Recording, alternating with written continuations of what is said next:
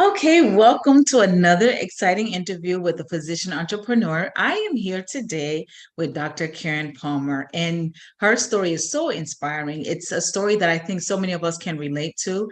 I love your story, Dr. Palmer, because you started out when you started the business school, you were working in an environment that was somewhat toxic. It was, you had a partnership or something that just didn't go well. We're not going to focus on that. But the reason why it's important to bring that up is because I want to show how you can actually change things. I'm sure there are times where you're in that situation where you didn't see your way out, you didn't see how things could be different, but you made the decision to bet on yourself and you made the decision to start your own practice. And from then on, it's been super. As a matter of fact, recently, I brought this up because I recently, one of your wins that you shared in the EntreMD business school Facebook group is that you said you realized that, you know what, I'm not having as many palpitations as I used to. Like, you, for a long time you had palpitations because of the Hmm. toxic work environment. And I think so Yeah, many physicians can relate to having a toxic work environment or less than ideal work right. environment. And now you just, now that you're working for yourself or you have your own practice, you're no longer experiencing that. So I'd love to hear some of your wins, tangible and intangible, since joining the business school, and tell us a little bit about yourself. Yeah. Well, thanks, Makita. Thanks for having me. I'm really excited to be here. I love EBS. It's done so much for me. As you mentioned, so I'm a general pediatrician. I have a private practice in Portland, Oregon, where I see newborns all the way up into adolescence. It's called Pure Joy Pediatrics, because that's the idea, is to really kind of bring joy back to the pediatric encounter for everybody, the kids, the parents, the staff, and me. Because why not, right? Yes, Um, absolutely. yeah, I've been in EBS now for over a year and a half. And when I joined, I was part of a small group practice. And I thought, well, I'm not really sure how this is going to help me, but I'd been listening to Dr. Una's podcast for a couple of months, and I found that they were super helpful. And I was anticipating that we were going to have to take on more, I was going to have to take on more of a role at the small group practice. And I was like, I think this could be really helpful. And oh, by the way, she's a pediatrician, which, you know, was just an extra bonus. And so I started, attending the sessions and, contributing to the Facebook group and really kind of working on the challenges that, Dr. Una gives us. It's kind of like homework. Mhm. And I was like, I'm really not sure like how being on social media is going to help me. I already have patients. And then when I made the transition and decided to go solo and to open my own practice, I realized all of the wisdom that had been taught to me through EBS, through Dr. Una, and through the other physicians in the group, and the skills that I had learned for about 6 months. I had no idea while I was learning them how much they would help me to launch my own practice. And Wow. like I get chicken skin just like thinking about it, because it's as if, if you're a person of faith, it's as if like, God was watching out for me. Like he knew before I did what I needed.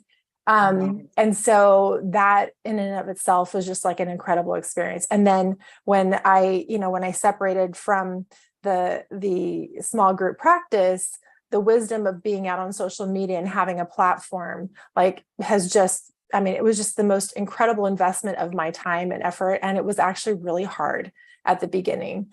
I was pretty critical of my own performance. So after having launched last November, this little pediatric practice in Portland, Oregon, I would say that there have just been like a ton of wins, like just like going through the process of finding the right place, letting go of the apprehensions I had about the location, because, I don't know why in my head I had this mantra of like location is so Mhm. important. And, anybody that's out there that has had to buy or lease bricks and mortar knows that, yes, it's important, but there's a lot of different price points out there. And so that was probably like, I think the first scary decision I had to make was like, where am I going to set up my practice? And how much is it going to cost me? Mhm. And then also the fear of just not finding a place. So just the fact that I was able to find a space to lease that could be modified for a medical clinic, in and of itself was a win. And then when we moved in, I realized that an even bigger win was that I was not where I had initially wanted to be, but again, like somebody's watching out for me. This practice is right on the cusp of an area where a lot of young families are moving to. And oh, by the way, that's really great if you're a pediatrician like that. Oh, yes. Exactly what you want. And there really aren't, right? And there really aren't any pediatricians within like a 10-minute drive of here. Really? And I always remember Dr. Una saying, because she set up her private practice about 5 minutes from other pediatric practices. And so I remember her saying, just because you're near other very similar practices does not mean that that you're offering the same thing. Like, you are you, and your people are going to come because of you, right? And what you infuse into your business. So that's probably like the first tangible win. The second tangible win was actually hiring a team, which, once you've done it, doesn't seem as daunting, but until you've done it, it really seems like a huge, huge obstacle, because you're afraid of not hiring the right person. You're afraid of, being stuck, being afraid of, I don't know, being sued, or even just like, it's kind of like letting somebody into your home and they kind of like, see how you keep house. And so there's also just this, accountability that it's a high visibility thing when you hire a team. And so that was a big win. I first hired a virtual assistant even before we opened our doors, because I realized that because I was on social media and I started marketing at Dr. Una's encouragement a couple months before we opened, and was trying to gather a newsletter list, an email list, a wait list. And so this virtual assistant was actually answering the phone for me so that I was free to go out and do the other marketing pieces, which was going out and meeting physicians, like, meeting my Dream 100, which are like OBs. And even because I'd been practicing in this area for so long, I even went to subspecialists that I've been referring to for years, leaving cards. So that was a big win too. That's how that part of the team helped me. And then once we launched and we actually had patients coming in, it took me a couple months to find the right person, but I then hired a medical assistant to help me. And that you've hired the right person when all of a sudden, like, the weight that you've been carrying on your shoulders goes like this, and then you don't even realize that there was a weight there. So those were some really big tangible wins. And then the third tangible win was that I took this team that not only was answering the phones and rooming patients for me and that sort of thing, but we never really had a lot of downtime, because we actually, strategically had times where both my virtual assistant and my medical assistant were doing revenue generating activities. So either, recalling patients on my that I was already seeing, recalling patients that I had seen before. My medical assistant actually went out. She made a list of preschools and daycares and went out and left cards for them to know that we were in the area. And then my virtual assistant was in charge of a lot of like the phone outreach campaigns. And so that's been really terrific. And then I also have like a business technology consultant. That was a huge win. A lot of practices, actually the practice I was at before had like this large room, and there was actually like a physical server in there that supported our EMR. It was worth like tens of thousands of dollars. And this technology consultant was able to get me a huge win, which is just saved me a lot of money off that from the very beginning by just creating a data center with separate storage and a separate generator so that we are never down. So the building could be down, but our Wi-Fi and internet will still be up because so many things run off of it. So that's my team. We're constantly tinkering and trying to get things just right. When I hire, I tell whoever I'm hiring, like, what you see now is not what you're going to see in a month or 2 or 3. Like, we're growing, and this is the right environment for somebody who enjoys watching growth and growing themselves. So that's been like a really great win. And then also too, just I try not to do this daily, but I'm monitoring the number of patients that we get and like how quickly we're growing. And we are steadily growing. People are finding us through all the ways that I've been out there marketing, some through social media. This was a really fun story. we had a grand reopening 6 months into it, and I had a shave ice truck out front, and I was like, I'm just gonna like pull a live right now. Like I'm holding my shave ice, and there was a mom out there. She was at a park, and she's one of my patients, and she came in for a shave ice because, you know, it was perfect. She had her niece and nephew and her baby, and she posted to social media, and a family that did not know where I was saw her post because they're friends. And so, you know, so just a, you know, small example of how like all the things that you do to market your business or your services, like it's always working, which is, I think, you know, one of the mantras that we get in EBS, which I really kind of hold on to, because, you know, sometimes you feel like you're doing all the things, and this is not the kind of thing where you're going to see immediate results. Like the seeds are planted, they're growing, but you have to plant a lot of seeds in order to see like the fruits of what you've planted. So those are some of my tangible wins, lots of really tangible wins. So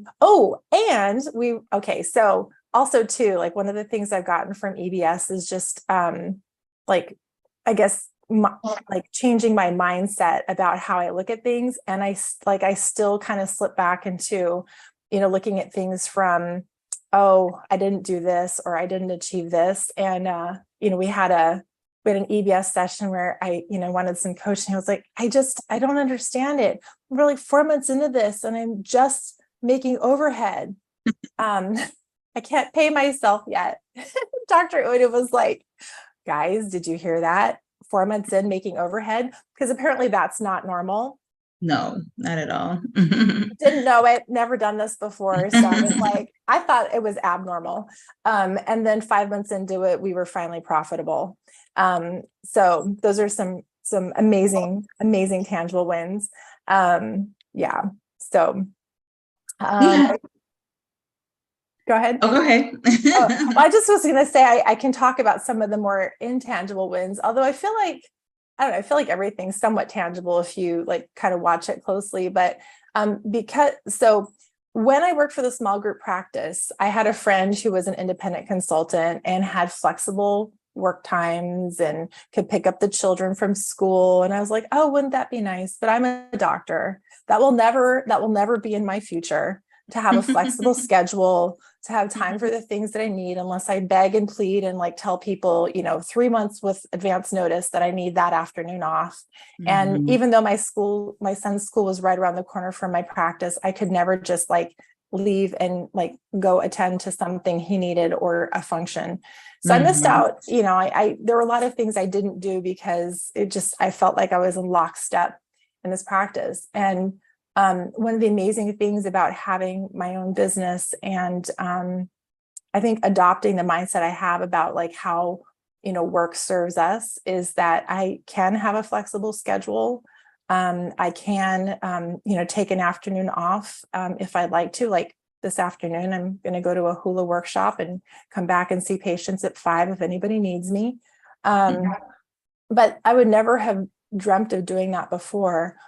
You know, and I've crafted a schedule that works really well for a working mom. So I can drop my own son off at school and pick him up and take him to soccer if I want to. And I'm still available for my patients 5 days a week.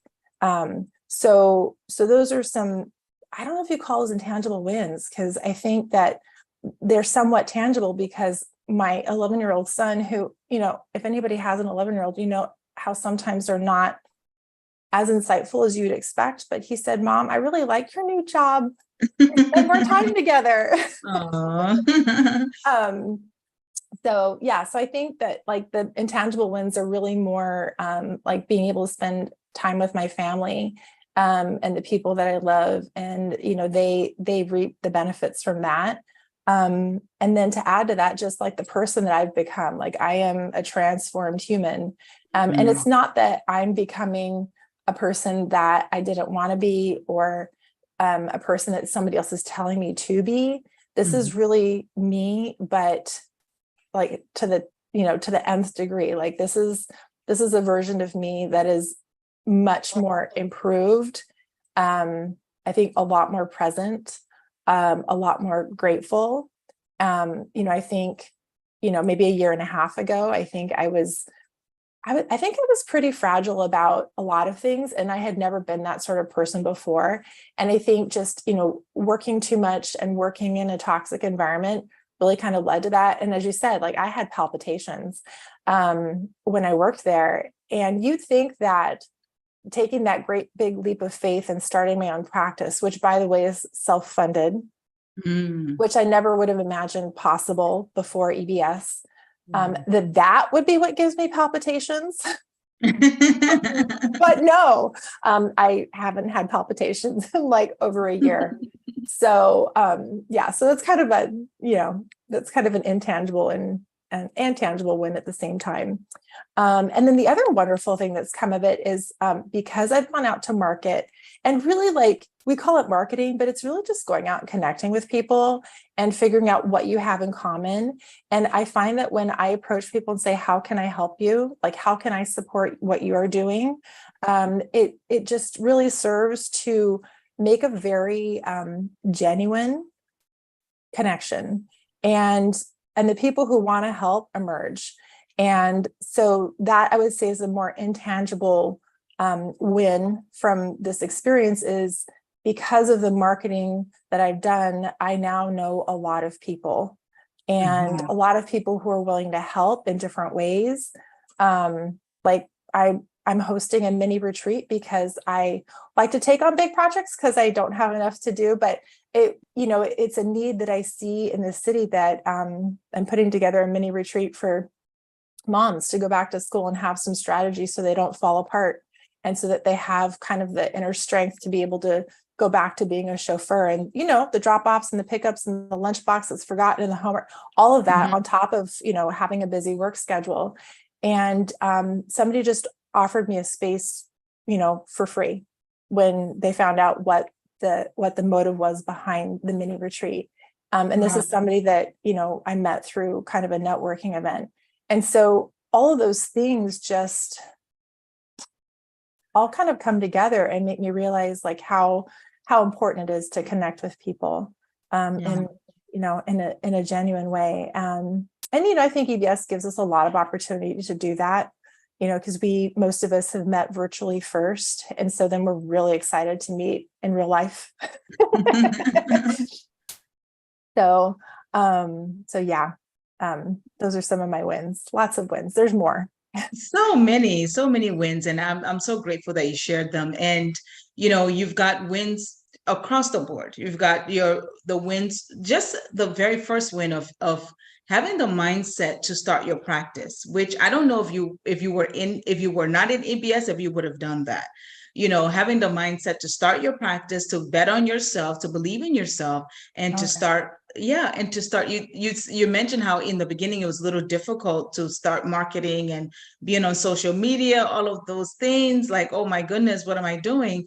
But because you're in EBS, you had the support, you had the strategy from Dr. Una, you had the support of the community, you had the accountability of the community. You're able to go forward and do it. And then to build a successful practice. I mean, to be able to meet overhead in the first 3 to 4 months, it's a big deal. Most people say that, and even to be profitable, I think you said 5 months you're profitable. Most people are told that when they start a private practice, don't expect to pay yourself for a year, and you're able to do it in 5 months. Not only that, you're almost at you're very close to your patient volume goal that you set for yourself. So many big things. And then I think my personal favorite is that you're able to make your schedule as a mom. You're able to make the schedule to be with your son and pick him up, drop him off, all those things you just never thought were happening. And they're all in one beautiful life that you've crafted for yourself. So what would you say to somebody who's thinking, wow, well, that's good for you, but you seem like a natural and because you do a whole lot of networking, you do a lot of marketing. What are some of the things that you've learned in EBS that has helped you to be able to do these things? Yeah. So I would say for the person out there that's really afraid of like showing up on social media, like find me on Instagram under Kirin Palmer MD and go all the way back on my posts to my first videos. My first videos were part of like the 30-day challenge, and Dr. Una presents challenges really to kind of work, those muscles of like, let's get this skill down, right? Mhm. And I did 5 out of 30. And the 5 that are posted, like when you look at them, they're really rough around the edges. And I'm like, really, I'm like, I look really uptight. I look like I'm really nervous. And that's after having recorded and re-recorded and re-recorded like 6 different times. And then if you look at what I'm doing now, like just to see the transformation, and it actually happened pretty quickly, I think speaks for itself. Like that's how it goes. Like you take baby steps at the beginning, and the more you do it, the better at it you get. And I think that, there's so much magic in EBS. I definitely think it's an investment that's well worth investing in, because as the coaches say out there, like the best investment you can make is in yourself. Right. Mhm. And I think being part of EBS is a huge piece of that for me, because Dr. Una has a vision, which is why she's a leader. I just finished reading a leadership book. Mhm. Leaders have a vision of where the team needs to go. And the individuals in the team, when they join the team, don't have an idea of that bigger vision, right? They just know a little piece of it. But the leader's job is to kind of really bring you forth towards that vision. And then once you get closer to it, you look back and you go, oh man, I really needed to do that. I really needed to learn how to do an Instagram reel. Yeah. I really needed to be reading a book every month. Now I'm like, Dr. Una has us reading a book every month, and now we're like workshopping another book. And the wisdom in that, like what you get out of other people's experiences, especially as an entrepreneur, is really just a catalyst to so much more. Like, yeah, and I have seen examples in this city of people starting small medical practices that are really struggling. And, and I've connected with these people, and I've said, this is what, this would be really helpful.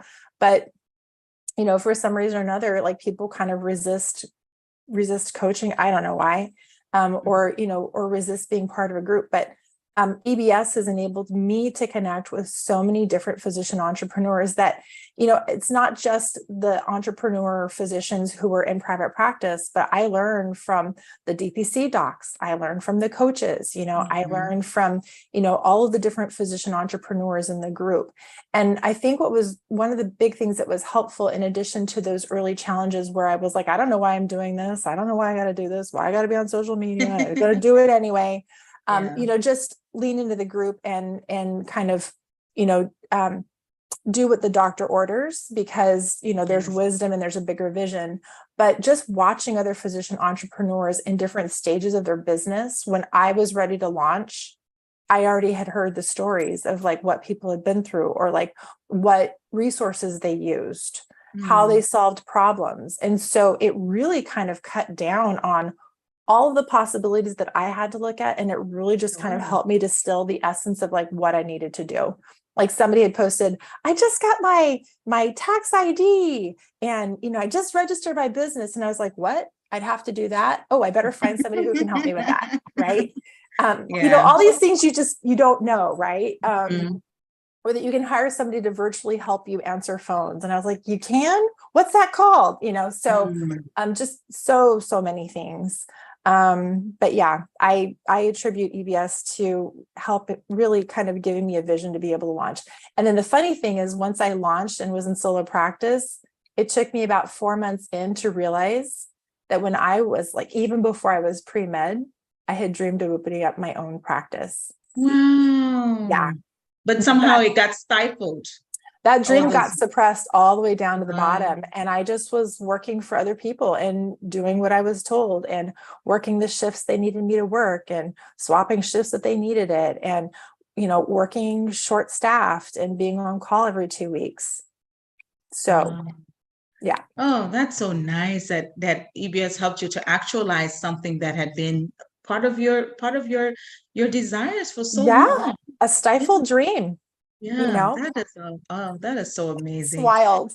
If you're listening to Dr. Palmer and you're thinking, you know what, what she's saying resonates so much with me. I'd like to see if EBS can work for me, if the EntreMD Business School is for me.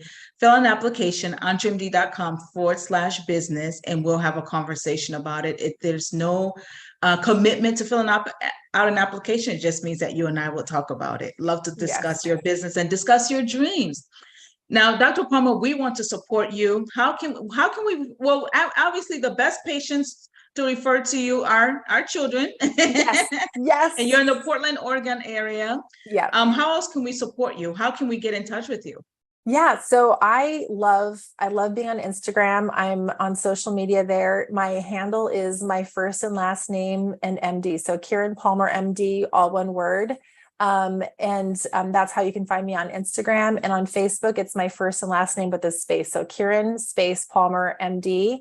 You can also find our website, www.purejoypediatrics.com.